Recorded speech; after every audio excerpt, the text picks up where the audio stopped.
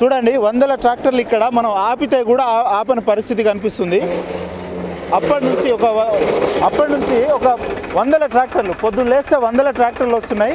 మేము ఒక దాదాపు ఇక్కడ నుంచి 70 నుంచి 100 ట్రాక్టర్లు వీటికి పర్మిషన్ చూపిస్తే తప్పించుకోపోయే ప్రయత్నం చేస్తూ ఉన్నారు. పక్క పెట్టు బండి పక్క పెట్టు అప్పటి నుంచి సుమారు ఒక 80 నుంచి 90 ఒక 100 మంది ట్రాక్టర్లు పర్మిషన్ లేకుండా పోతా ఉన్నాయి. వీటికి పర్మిషన్ చూపించండి అని అంటే ఇప్పటివరకు పర్మిషన్ లేదు. ఎక్కడికి పోతున్నాయి ఇవి? ఎక్కడికి పోతున్నాయి? వరంగల్. ఎక్కడి నుంచి వస్తుంది? ఇక్కడ నందనం. ఏ నియోజకవర్గంలో? ఆ ఊరు ఏ ఊరు? ఐలోని అంటే వర్ధనపేట కిందికి వస్తుందా? ఏం పర్మిషన్ ఉందా దీనికి? పర్మిషన్ ఉందా అంటున్నా. ఏది చూపించండి నాకు. పర్మిషన్ చూపి లేదు, పక్కకు అవసరం లేదు. చాలా ట్రాక్టర్స్ ఉన్నాయి. పర్మిషన్ చూపి అబ్బా, పర్మిషన్ చూపి. ఎందుకు మీరు 100 ట్రాక్టర్ పక్కకు పెట్టు. చూడండి మేము పొద్దున్న నుండి 100 ట్రాక్టర్లు పర్మిషన్ లేనివన్నీ కూడా స్థానిక ఎమ్మెల్యే గారు అండర్తోటి ఇక్కడ 100 ట్రాక్టర్లు వెళ్తా ఉన్నాయి. పక్కకు పెట్టు.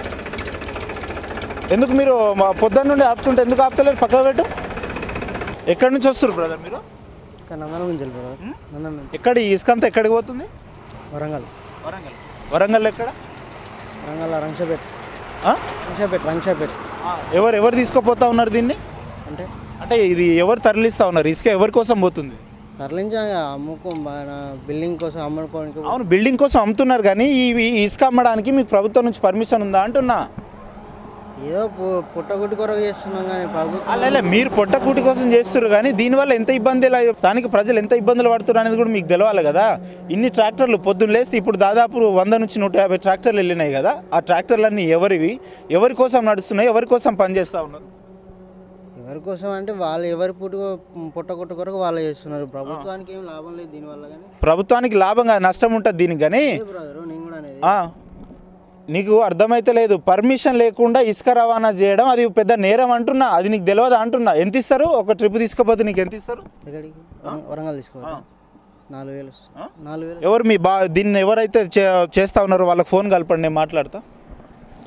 ఈ ఇసుక ఎవరికి చెప్పి మీకు పైసలు ఎవరు ఇస్తారు? 4,000. అది మీరు నింపడం వల్ల మీరు ఎవరిని అడిగి నింపుతున్నారు? ఈ ట్రాక్టర్లు అన్నీ కూడా ఈ 100 ట్రాక్టర్లు ఎక్కడికి పోతున్నాయి? ఎవరి కోసం పోతున్నాయి అంటున్నా. ఎవరి కోసం? ఎవరు పుట్టగొట్టుకోరు వారికి ఎవరిని అడగలే నందనం ఎంత దూరం ఇక్కడ నుంచి? 10 కిలోమీటర్లు. అదే నేనేమంటున్నా అంటే ఇది ఎవరి కోసం పోతా ఉంది అనేది మీకు తెలియదు అంటున్నా. ఎవరి కోసం అనేది ఏమన్నా? ఇసుక రవాణా అనేది చట్టంలో లేదు. అది ప్రభుత్వానికి వ్యతిరేకం. మీరు ఎవరిని అడిగి ఇసుకలు తీసుకుపోతా ఉన్నారు? మీకు పోలీస్ పర్మిషన్ ఉందా, పర్మిట్ ఉందా అంటున్నా. నేను అదే అడగకుండా నువ్వు మా పొట్టగుట్టు అట్లా కాదు. ఇది తీసుకుపోవడానికి నీకున్న అర్హత ఏందంటున్నా చెప్పు. నాకున్న అర్హత అంటే ఏం చెప్పాలి? ఇసుక తరలించడానికి నీకున్న అర్హత ఏంది అది చెప్పు. లేదన్నా, ఏం అర్హత లేదు. అట్లా చెప్పు. ఇది ఎవరిస్తారు నీకు? 4,000 అని చెప్పినా కదా. ఆ 4,000 ఎవరిస్తారు నీకు? అక్కడ కొనుక్కున్నాను ఇస్తాను. సరే, ఓకే. సో ఇప్పుడే మనం చూస్తూ ఉన్నాం ప్రాక్టికల్గా ఇప్పుడు ఏం మాట్లాడింది ఇతను అనేది. వందల ట్రాక్టర్లు ఇక్కడ నుంచి వెళ్తూ ఉంటే మమ్మల్ని చూసి కూడా వాళ్ళు మళ్ళీ వెనుదిరిగిన పరిస్థితి మనం చూస్తూ ఉన్నాం. స్థానిక ఎమ్మెల్యే గారు మీకు ఏమాత్రం ప్రభుత్వం మీద కానీ ఈ ప్రజల మీద కానీ చిత్తశుద్ధి ఉంటే ఇటువంటి ఎక్కడి నుంచి దీన్ని పునరావృతం కాకుండా ఉత్పన్నం కాకుండా చూడాల్సిన బాధ్యత ఉంటాయి. కానీ తెల్లారు లేస్తే మేము అది ఇది ప్రజల కోసం అని మాటలు చెప్పుడు బంద్ చేసి ప్రజల కోసం పనిచేయండి. మీరు ప్రజలు అల్టిమేట్గా మీకు రాబోయే రోజుల్లో పట్టం కడతారు. ప్రజల కోసం పనిచేయండి. అంతేగాని 10 ఏళ్ళుగా ఏదో కేసీఆర్ గారి పేరు చెప్పుకుంటా కేసీఆర్ గారిని బదనాం చేసుకుంటా మీరు చేయడం కాదు. మీరు ఏం చేస్తున్నారు, ఏం చేసిర్రు ఈ 9 నెలల కాలంలో అనేది ప్రజలకు చెప్పండి, ప్రజలకు వివరించాల్సిందిగా ఇక్కడ నుంచి మేము హెచ్చరిస్తా ఉన్నాం. ఇసుక ఎట్టుపోతుంది, ఎందుకు తరలిస్తున్నారు? ఒక్కసారి ఆ ట్రాక్టర్లు జూమ్ చేయి. తెలంగాణ రాష్ట్ర ప్రజలంతా కూడా చూడాల్సిన సందర్భం ఇది. ఒక్కసారి ఆ ట్రాక్టర్లు జూమ్ చేయండి. వీళ్ళు ఏ తప్పు చేయకపోతే, ఇక్కడ స్థానిక ఎమ్మెల్యే అండలేకపోతే, స్థానిక పోలీసులు అండలేకపోతే 100 ట్రాక్టర్లు ఎక్కడి నుంచి ఎట్లా రిటర్న్ అవుతాయో మీరు చూడండి. వీళ్ళకు ఇసుక తరలించడానికి ఉన్న పర్మిషన్ ఎక్కడ చూడండి. మనం ఆపితే కూడా ఆపకుండా వీధికి తీసుకొచ్చే ప్రయత్నం చేస్తూ ఉన్నారు. ఇక్కడ అడిగితే సమానం లేదు వీళ్ళకి. బ్రదర్ ఏం పేరు? మీ పేరు ఏం పేరు? నా పేరా? ఏం పేరు? ఎక్కడికి పోతుంది ఇసుకంతా? మా ఇంటికి తీసుకో. ఇక్కడ మీ ఇల్లు? నీ ఆధార్ కార్డుది మీ ఇంటి ఆధార్ కార్డు నాకు. మీ ఇల్లు ఏ ఇల్లు అన్నావు? ఇల్లు అందనా? నీ ఆధార్ కార్డు నాకు తెప్పి.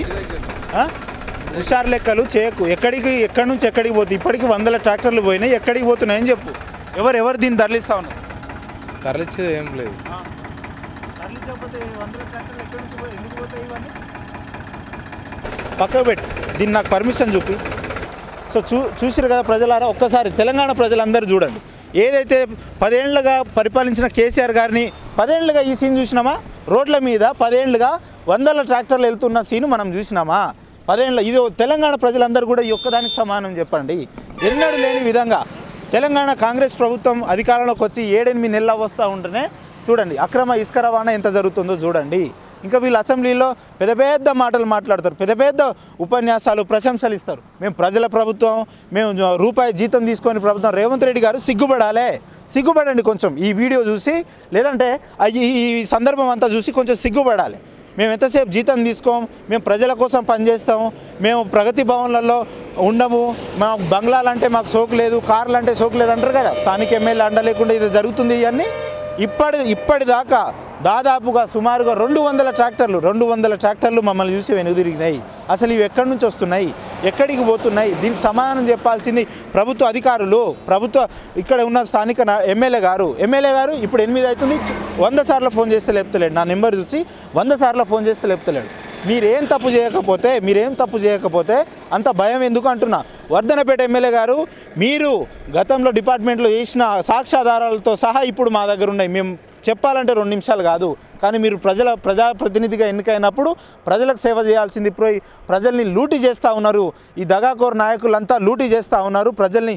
ఈ తెలంగాణ అమాయక ప్రజల తెలంగాణ అంతా కూడా గమనించాల్సిన అవసరం ఉంది. సిగ్నేచర్ స్టూడియో వేదికగా తెల్లారిజామున 4:30-5 గంటల ప్రాంతంలో ఎక్కడ లేని విధంగా వర్ధనపేట నుంచి వరంగల్ హైవే మీదికి 100 ట్రాక్టర్లు వెళ్తున్నాయి అని అంటే ఇది ఎవరి అండ చూసుకొని నడుస్తుంది అనేది మీరంతా గమనించాల్సిందిగా మనవి చేస్తూ ఉన్నాం.